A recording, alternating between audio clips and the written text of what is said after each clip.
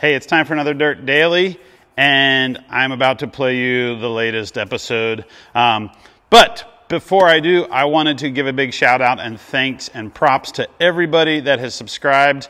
In less than a month, my YouTube channel has doubled. We are now at 50,000 subscribers. I'm kind of blown away. Like, I can't believe it. And I'm going to keep making videos. One thing I want to let you guys know is most of these videos are about 2 weeks behind real life. So the video that you're about to see, I filmed about 2 weeks ago. So that's just the way things are going. I'm like trying to edit stuff and learn how to edit stuff and make the sound better and hang out with my dogs more and work on this Jeep. And basically, I'm just trying to do it all and trying to make it better every day. So thanks for tuning in. Thanks for subscribing. And here's your latest video. See you guys next time. It's time for Dirt Daily. I'm getting that much closer to having this Jeep run.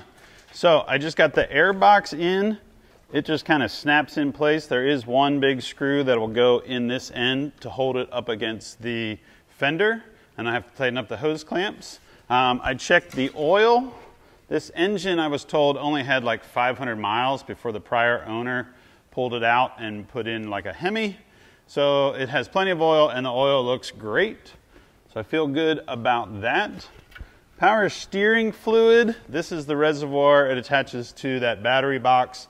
It's a little low. The way this works is it runs down to an electric pump, and the electric pump then it pressurizes the power steering fluid and sends it to the power steering box. There's aftermarket kits that replace that with a belt-driven pump. For now, I'm just trying to get it back together the way it came from the factory and make it run and drive. This truck has to go to get smogged here in California so I can get it registered so that I can drive it.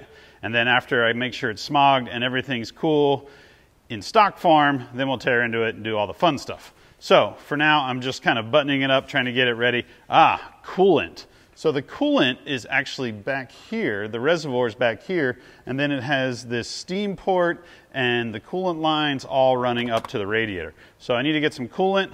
I'm going to double check and see if this Jeep uses any sort of special coolant, and I'm going to get that to top that off. I have to tighten these hose clamps. What else was I thinking? Oh, this part is a little concerning. Remember the episode where I put the electrical box in the corner and the fuse box and all of the plugs and all of that jazz? Well, amongst those parts were these 4 extra long 10 millimeter bolts. They have a built-in washer. I have no idea what they go to. They didn't look like there was anything missing them, but because I didn't take this apart, or at least I didn't take that corner apart, I don't have any answer for this. And I don't know if they were even part of that electrical box or they were part of some other part of the vehicle and they just ended up in that. It's a little bit confusing, but I'm hoping that either I will figure it out or I'll just throw them in the toolbox and have them in case down the road something rattles loose and I'm like, oh, look, it needs 4 bolts to hold that in. So that's one of the problems when somebody takes it apart. They either don't label the hardware or they don't tell you where the stuff goes. That's why when I take it apart, I'm trying really hard to kind of keep track of everything.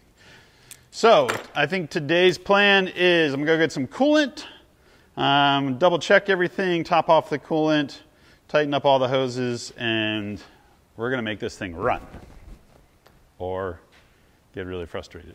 But I'm hoping we're going to run. I'm pretty sure we're going to run. It's going to run. That Jeep is going to run today. I'm back. I got some coolant. This is from Mopar. This is high dollar stuff. I don't know if it's really that high dollar, but it's a concentrate 10-year fancy stuff that they recommend.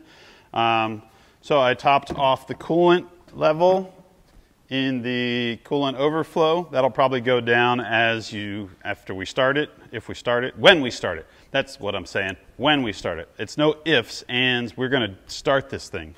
So let's go through our checklist. Coolant, check. Oil, check. Power steering fluid, check. Why do you want to make sure you have power steering fluid? Because when the thing starts, if it runs the pump and it doesn't have any fluid in it, you can hurt the pump.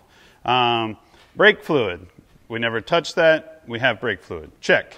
Battery's hooked up. The AC lines are hooked up, but they're going to need charged. The the windshield washer is empty, but I don't have any windshield washer fluid, but we'll probably end up with a light on the dash because of that. The transmission fluid is low, and it uses this special 8-quart stuff, or 8-speed stuff.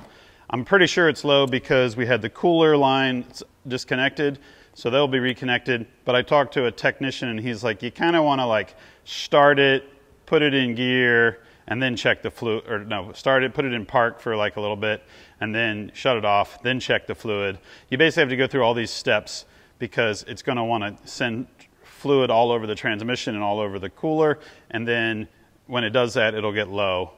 So this will be after we start it, because we're about to start this thing. This thing is going to start. It's going to start. As long as we all say that together, 1, 2, 3, it's going to start, this thing will start. I got some coffee in case like I need to stay up late to make it start. But it's going to start right now. I didn't put the grill back in it, but that's fine. We don't need to do that. It'll probably tell me the hood is open because these 2 pins tell you that the hood is open. All right, I'm just wasting time now because I'm a little bit nervous that it won't start, but I'm pretty sure it's going to start. This thing is going to start. I put the seat in it. I'm going to hop in there and step on the brake and push the button and see what it does. Okay, this is it. Moment of truth.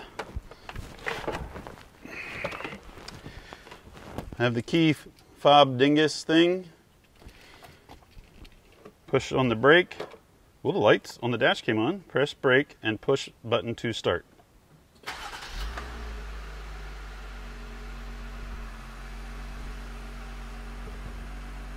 Did you hear that?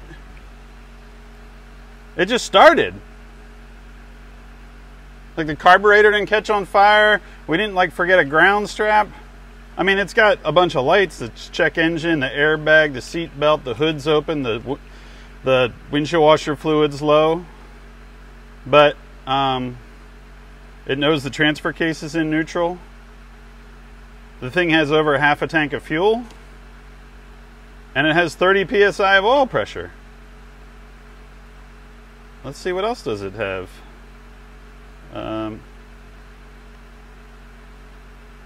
Coolant's getting warmer. Trans is cold because it probably doesn't have enough fluid in it.